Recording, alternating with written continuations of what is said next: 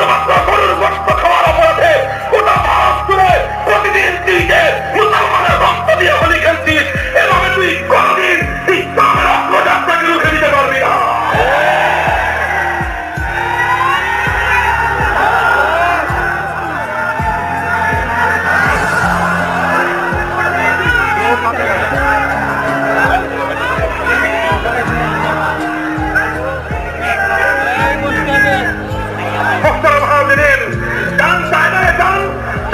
জিজ্ঞাসা করেন একটা বস্ত্র ব্যাংক, কেউ দেখেছেন চায়নায় যারা যান? সারা দুনিয়াতে একটা বস্ত্র ব্যাংক আছে? সারা দুনিয়াতে একটা খ্রিস্ট ব্যাংক আছে? নাই। সারা দুনিয়ায় ঘুরে দেখেন একটা ইহুদি ব্যাংক আছে? নাই।